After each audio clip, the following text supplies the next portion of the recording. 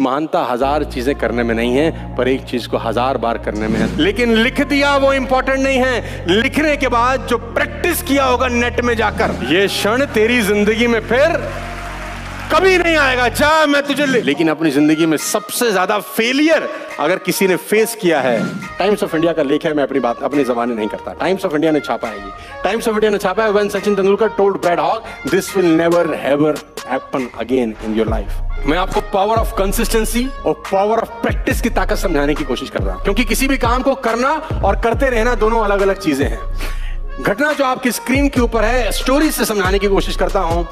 Australia और India के cricket match में ब्रैड हॉग ने सचिन तेंदुलकर को बोल्ड आउट मारा, और ब्रैड हॉग नया खिलाड़ी था, लेग स्पिनर था, शेन वॉर्न की तरह गेंदबाजी करता था, और उसको लगा कि मैंने जिंदगी में सबसे बड़ा काम कर लिया, कि मैंने दुनिया के सबसे महानतम बल्लेबाज, जिसको क्रिकेट का गॉड बोला जाता है, उसको बोल्ड कर दिया। और मजे की बात तो यही, कहानी यहां रुकी नहीं।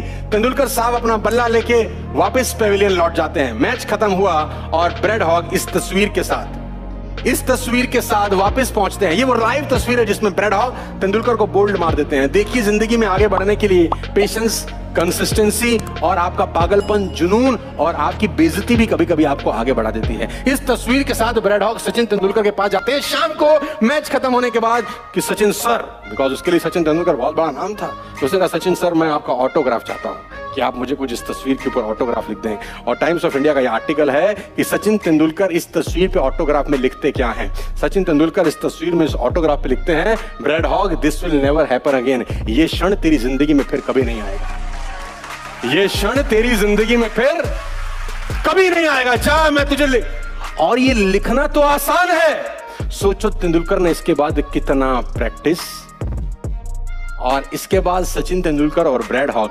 45 बार आमने सामने हुए। जब ब्रैड हॉग ने सचिन तेंदुलकर को गेंद करी, चाहे वनडे हो, चाहे टेस्ट हो, चाहे आईपीएल ही क्यों ना हो, लेकिन इस घटना के बाद ब्रैड हॉग सचिन तेंदुलकर को फिर आउट नहीं कर सका। पूरी जिंदगी में ब्रैड हॉग का वो आखिरी विकेट था तेंदुलकर पे, लेकिन लिख दिया वो इंपॉर्टेंट नहीं है, लिखने के बाद जो प्रैक्टिस किया होगा नेट में जाकर, सारा का सारा खेल प्रैक्टिस का है। लेडीज एंड जेंटलमैन, कि आप जो कुछ बनना चाहते हैं, जो कुछ पाना चाहते हैं, उसके लिए सीरियस कितने हैं, प्रैक्टिस कितना करते हैं। क्योंकि एक लाइन बहुत ज्यादा इंपॉर्टेंट है आपके लिए समझना और सीखना, कि महानता हजार चीजें करने में नहीं है, पर एक चीज को हजार बार करने में है, ताकि आप बेहतर हो सके। एक ही चीज को बार बार करना, is consistency, is practice, repetition is the mother of. बात समझ में आ रही है तो बोलिए हाँ। आपको मालूम होगा 2001 में कोलकाता में इंडिया और ऑस्ट्रेलिया का क्रिकेट मैच था। तब आप में से कुछ लोग होंगे जिनका जन्म भी नहीं हुआ होगा, और ऐसी स्थिति हो गई, भारतीय टीम ऑस्ट्रेलिया के साथ खेल रही है, अभी ऑस्ट्रेलिया की टीम यहाँ पर है। तो 2001 में ऑस्ट्रेलिया और भारत का कोलकाता में मैच था, फॉलो ऑन होना पड़ा, बुरे हाल थे। दोबारा खेलने आए तो फटाफट विकेट जाने लगी, सारा माहौल डिमोटिवेशन का था। ऑडियंस भी नाराजगी अपनी व्यक्त करती ही रहती है, भूल जाती है कि मेरे अपने खेल रहे हैं, जरा उत्साह बढ़ाओ, लेकिन तब क्या आउट हो गए, देखो क्या ऐसा होता है।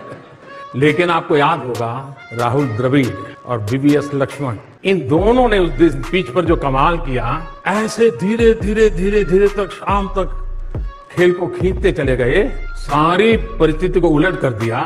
इतना ही नहीं, वो जीत करके आ गए मैच को। माहौल पूरा डिमोटिवेशन का था, लेकिन एक संकल्प, कैसे हार सकते, जूझेंगे, बॉल एक एक बॉल के साथ खेल ताकत दिखाएंगे, परिणाम दिया। तो 2002 में भी आपने देखा होगा, भारत की टीम वेस्ट इंडीज खेलने गई थी, तो उस समय हमारे एक अच्छे बॉलर अनिल कुंबले, उनको एक बाउंसर से चोट आई, पूरा जड़वा टूट गया, काफी पट्टियां मार करके, और उसका पेन आप समझ सकते हैं। यहाँ जब चोट लगती है तो दांत में थोड़ा सा दर्द होता है, कितना होता है। अब स्थिति ये थी कि अनिल बॉलिंग कर पाएंगे कि नहीं कर पाएंगे, लेकिन उन्होंने दर्द की परवाह नहीं की, रोते नहीं बैठे। अगर वो न भी खेलते तो देश उनको दोष नहीं देता, उन्होंने तय किया, नहीं मेरा जिम्मा है, ठीक है, दर्द होता है तो होता है, जितनी पट्टियां लगा सकते हैं लगाएं, मैदान में उतरे। और आपको पता होगा कि उस समय 12 लारा की विकेट लेना यानी बड़ा अचीवमेंट माना जाता था, और ब्राउन लारा की विकेट लेकर उन्होंने मैच का पूरा चित्र पलट दिया। यानी एक व्यक्ति का संकल्प औरों को भी मोटिवेशन का कितना बड़ा कारण बन जाता है। ऐसी अनेक घटनाएं आपके सामने होगी, जिसको देख करके आप तय कर सकते हैं कि मैं इमोशंस को मैनेज करने का मेरा तरीका, उस पर देखने का मेरा कैसी तरीका है, उस पर निर्भर करता है। अगर इसको हमने कर लिया तो मूड ऑफ होगा, लेकिन फिर भी आप पल दो पल में उसको मैनेज भी कर लेंगे, और फिर आप उसी स्वस्थ मन से अपनी बात को आगे बढ़ा सकेंगे।